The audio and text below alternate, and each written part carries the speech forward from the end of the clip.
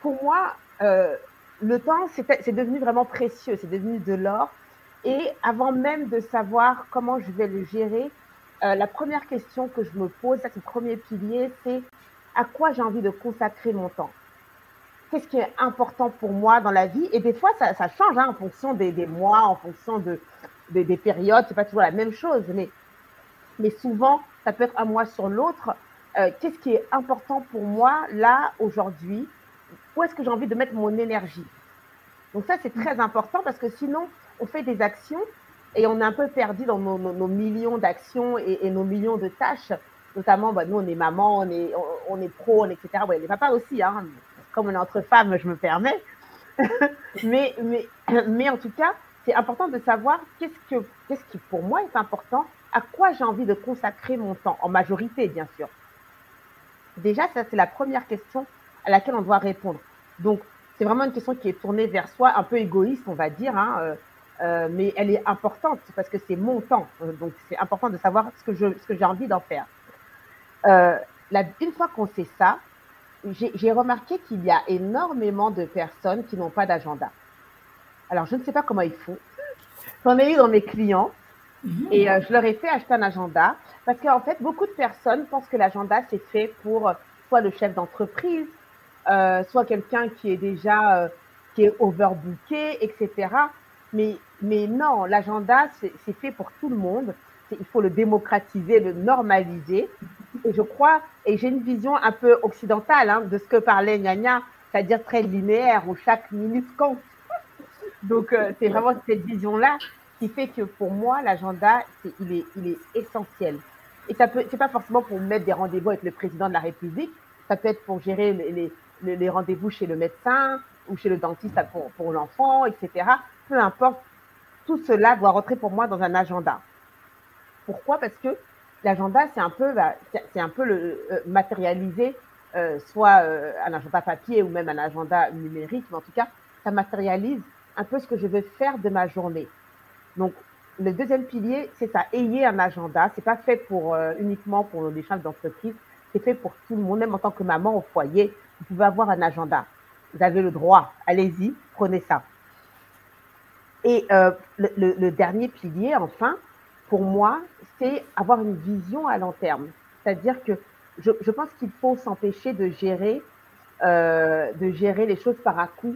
Il y a les imprévus, hein, on ne peut pas faire autrement, mais il faut quand même s'empêcher de gérer tout par à coup et avoir un peu une vision à long terme. Et ça rejoint un peu le premier point qui est, par exemple, ce mois-ci, à quoi je veux consacrer mon temps, quels sont les rendez-vous importants que j'aimerais prendre, quelles sont les personnes importantes pour moi que j'aimerais rencontrer. Je vous donne un exemple parce que, par exemple, moi, je suis beaucoup sur les réseaux et j'ai beaucoup de relations numériques, on va dire, virtuelles, même si j'aime pas trop ça parce qu'on crée des vraies affinités sur les réseaux.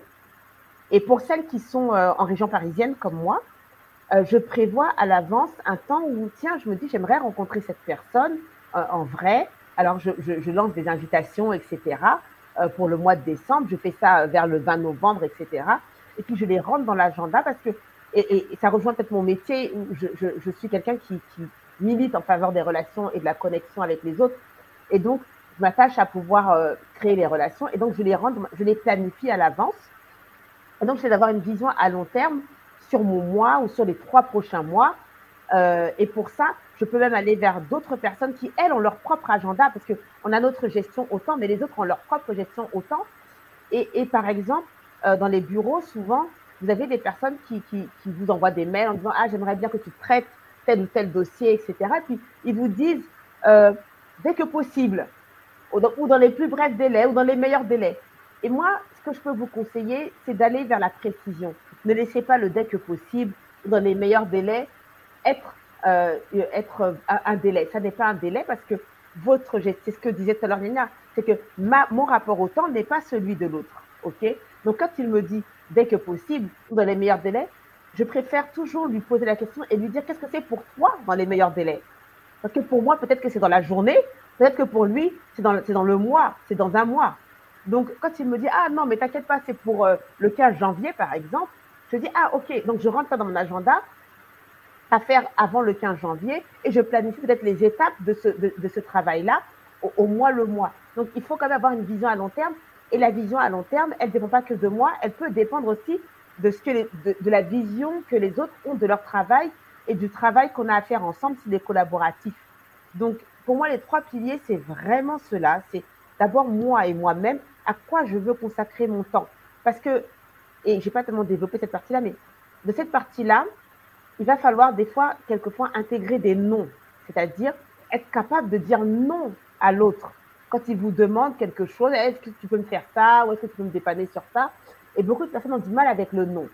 Parce qu'elles ont du mal avec le non, bon, parce que des fois c'est difficile de s'affirmer et elles ont peur d'être détestées ou rejetées, mais aussi parce que des fois elles n'ont pas une vision claire de ce qu'elles veulent, à quoi elles veulent consacrer leur temps, ce qui est important pour elles.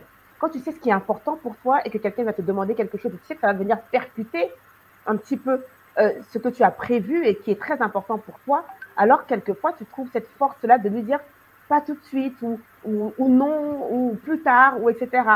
Et ça c'est important parce que le non fait partie de la gestion du temps et on ne le dit pas assez. On a plein d'outils, d'agenda, je l'ai dit, hein, plein de choses, mais on oublie que le non fait partie de la gestion du temps. Et moi, c'est vraiment ce que je dis à mes clients. Le non t'empêche de gérer ton temps, t'empêche de gérer tes priorités et t'empêche de faire ce qui est important pour toi quand tu ne sais pas dire non. Donc, voilà pour moi, les filles. Je sais pas que je ne vais pas trop te dépasser, parce que je suis pleine. Oui, mais... Les trois piliers, pour moi, ce sont ceux-là.